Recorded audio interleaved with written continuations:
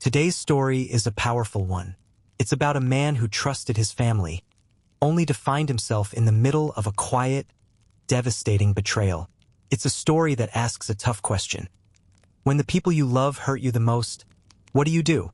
As you listen, think about this. Have you ever been through something like this? If you have, please know you are not alone here. Now let's begin. 2 years after my grandmother passed, life in our family seemed to have found a new, quiet rhythm.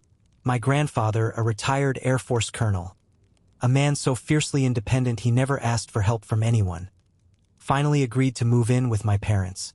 I believed it was the right thing to do. I believed he would be safe and at peace.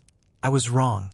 Just a few weeks after he settled into their sprawling home, things began to change. He would forget the names of lifelong neighbors, misplace the morning paper, and sometimes he would look at me with a vacant stare, as if I were a stranger. My parents dismissed it as old age. "He's just getting older, Alex," they'd say. But I didn't believe them. I saw something in their eyes, a flicker of avoidance, a calculated calmness, that told me this was not simple at all. Then came Thanksgiving. The celebration was grand, the table laden with food. In front of all our relatives, my parents made a solemn announcement. My grandfather was no longer lucid enough to live on his own. They had made the difficult but necessary decision to place him in a nursing home. I sat there in silence as the room filled with murmurs of approval and sympathy. But as I watched their performance, I felt something inside me shatter. No one in that room knew that I had prepared something of my own for this occasion. Something that, once it was revealed, would ensure no one in the Miller family could ever look at each other the same way again. My name is Alex Miller. I'm 25 years old, an IT engineer living in a quiet, tree-lined suburb of Portland, Oregon. But if you were to ask me where I truly belong, I would answer without a moment's hesitation. The small wooden cabin by Mirror Lake, where I spent the best days of my life with my grandparents. That cabin wasn't just a house. It was a sanctuary where I learned about honesty, patience, and a love so steady it felt like the ground beneath my feet. My grandfather, Colonel George Miller, was an extraordinary man. Even at 78, he carried himself with the unwavering posture of a man who had once commanded respect on a global stage. He had been awarded a Medal of Honor for his bravery in combat, but he never spoke of it. For him, honor wasn't a medal you hung on a wall. It was how you lived your life, day in and day out. But what I remember most about him were his eyes, gentle, profound, and as clear as the surface of Mirror Lake on a calm morning. He was a man of few words, but every word he spoke carried the weight of a lifetime of experience. My grandmother, Helen, was the heart of their home. She balanced my grandfather's quiet strength with her boundless grace and warmth. She taught me to listen not just with my ears, but with my heart. "Alex," she would say, her hands covered in flour as we made cookies. "People speak in silences, in the way they hold your hand. You must learn to understand what isn't said." The summers the first spent with them were idyllic. I'd wake before dawn and find my grandfather on the porch, a cup of black coffee in his hands, watching the mist rise off the lake. He'd tell me stories from his military days, not to boast, but to teach me about courage and self-respect. "Discipline, son," he'd say, his voice a low rumble, "is the highest form of respect you can show yourself. If a man can't keep a promise to himself, how can he be trusted to keep one to others?" He taught me through action. He showed me how to polish my shoes until they gleamed, how to fold a blanket with corners as sharp as a razor's edge. "The small details make a great man, Alex," he'd say. I remember once ruining a pair of his expensive leather shoes with the wrong polish. I was terrified, but he just smiled, sat me down, and patiently showed me how to fix my mistake. That was his way. Never harsh, always teaching. My own home was a different world entirely. My parents, Robert and Margaret Miller, lived in a cold, modern mansion in the wealthiest part of town. My father was a financial advisor, a man who seemed to be constantly swayed by my mother's forceful personality. My mother, a behavioral psychologist, was fiercely ambitious. She believed control was a form of love, which made their pristine, perfect house feel more like a museum than a home. There was no warmth, no easy laughter, no sitting on a porch just to watch the world go by. When my parents would take me to visit my grandparents, the tension was palpable. My father always seemed to avoid my grandfather's direct gaze. My mother, however, would wear a perfect, polished smile, a mask that never quite reached her eyes. "You have to learn to control your emotions, Alex," she often told me. "A strong person never shows weakness." But I didn't want that kind of strength. I wanted my grandfather's kind, the strength that came from being honest with yourself. When my grandmother passed away from a sudden stroke, the light in my grandfather's life went out. I drove to the cabin to find him on the porch, staring out at the lake, his coffee long since gone cold. He didn't cry, but the life had drained from his eyes. "She was the heart of this house, Alex," he said, his voice thick with a grief so profound it was almost silent. "Now the heart is gone." For the next 2 years, he lived alone in that cabin, a ghost haunting the rooms that were once so full of life. I visited as often as I could, but his loneliness was a wall I couldn't seem to break through. He maintained his military discipline, but I could see him fading, slipping away into his memories. Then, my parents surprised me by suggesting he move in with them. My father's voice was gentle, almost pleading. "Dad, we think it's time you came to live with us. We can take better care of you." My mother added, "You shouldn't be alone. We worry so much." I felt a flicker of hope. Maybe this was a chance for our fractured family to heal. But my grandfather resisted. "This house is where Helen is," he said, his voice firm. "I don't want to be a burden." My parents were persistent. They visited more, armed with arguments about his health, his safety, and his comfort. Finally, after months, he relented. "For Alex," he said, looking at me with those tired, gentle eyes, "I don't want you to worry." When he moved into the mansion, I thought things would get better. And at first, they seemed to. My mother was the picture of a devoted caregiver. She managed his medication, cooked his meals, and bought him a new, comfortable armchair. "It's much better than that old rocking chair, isn't it, Dad?" she'd say with a saccharine smile. But after only a few weeks, I noticed the small changes. He started forgetting things. He'd call me by my father's name. He seemed perpetually tired, often dozing off mid-conversation. My mother, the psychologist, had a ready explanation. "It's a normal response for his age, Alex. He's grieving and adjusting. His mind needs time." I wanted to believe her, but I couldn't shake the feeling that something was deeply wrong. Just a month before, my grandfather had been sharp as a tack, debating complex topics with me.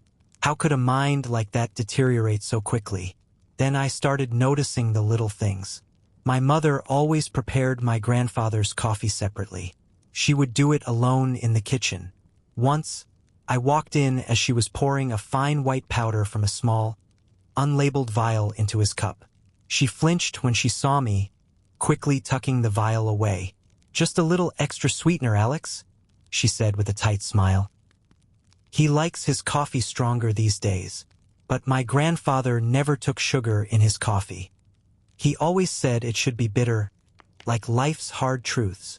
After he drank that coffee, he would become incredibly drowsy, his speech slurring, his eyes heavy. I knew in my gut this wasn't normal. Driven by a terrible suspicion, I decided to visit my grandfather earlier than usual one morning. He was at the table with his coffee when he got up to get his reading glasses. His cup was still nearly full. On impulse, I picked it up and took a tiny sip.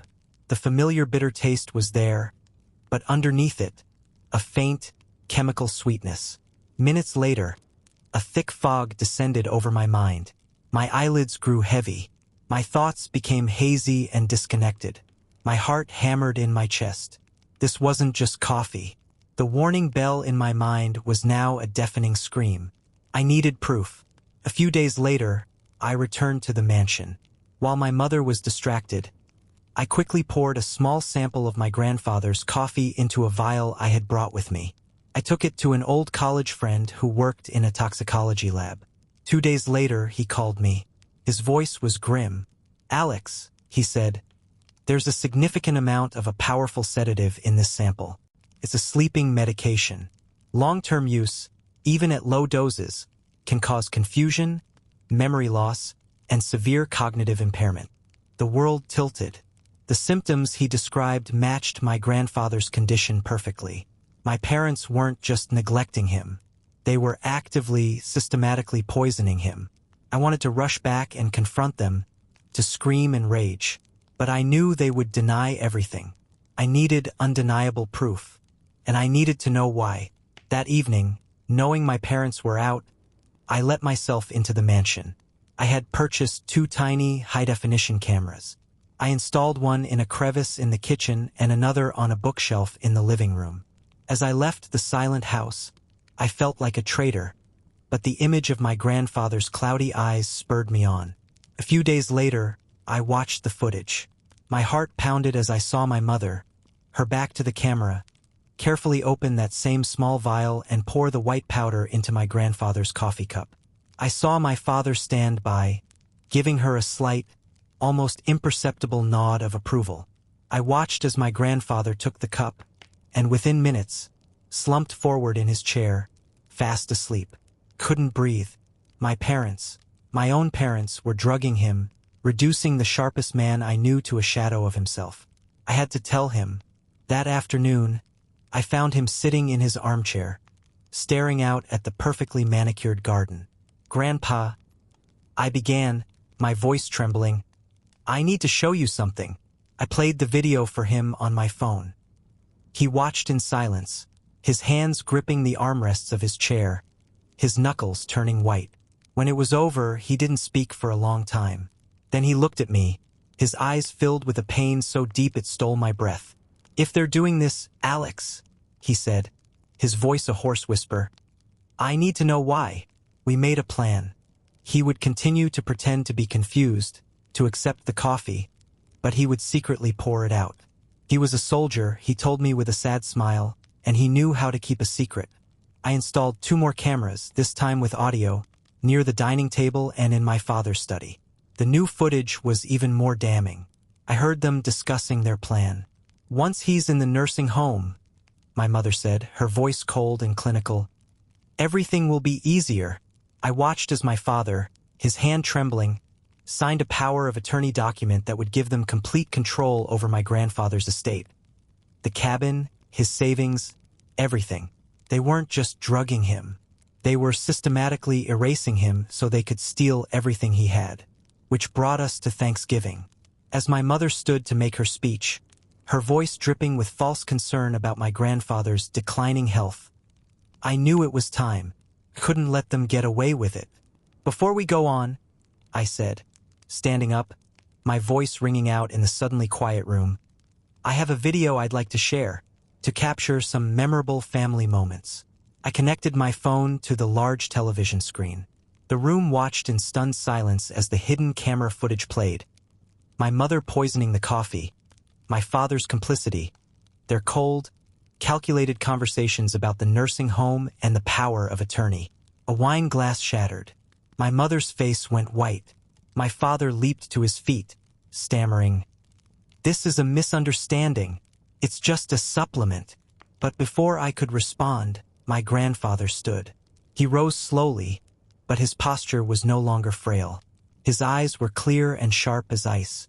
"Enough," he commanded, his voice booming with the authority of a colonel. "No more lies." He turned to my father, his gaze unwavering. "Robert, I spent my life teaching you about honor. What have you done with those lessons?" At that moment, the doorbell rang. 2 police officers stepped inside. "We have a warrant," one said, "for questioning regarding the suspected poisoning of an elderly person." But as they moved towards my parents, my grandfather raised a hand. "Officers, please," he said, his voice calm. "I wish to withdraw the complaint. This is a family matter." I was stunned.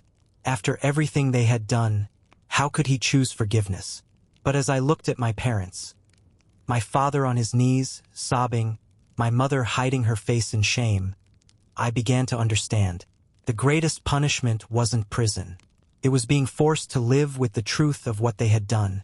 in the shadow of the grace they did not deserve. My grandfather moved back to the cabin by Mirror Lake. I helped him repair the porch and tend to the garden my grandmother had loved. The anger and bitterness in him were gone, replaced by a quiet longing for peace. He told me of an old dream he'd had, to sail the seas, to live his final years free. With the money from his assets, he purchased a lifetime cabin on a cruise ship. The day he left, he hugged me tightly. "You helped me find myself again, Alex," he said. "Now, I call him every week, and I see him smiling, the sea breeze in his silver hair, truly free. He taught me that honor isn't about never falling. It's about how you rise, and how you help others rise, even from the deepest betrayals. The cabin is mine now, a reminder of the quiet strength of love and the profound courage of forgiveness. An incredibly moving story about the power of grace in the face of unimaginable pain. It's a testament to the strength of the human spirit. We would be honored to hear your reflections in the comments. Who do you think was wrong here, him or her? What would you have done in their place? If you believe healing is possible after betrayal, comment yes, it is. And finally, comment one word that describes how this story made you feel. If this story touched your heart, please give this video a like and subscribe to TalesFlix. Your support helps us share these important stories with a wider community. Don't miss what's next. Be sure to turn on your notifications. Thank you for being here with us today. Remember that even in our darkest moments, there is always a path toward the light. We'll see you next time.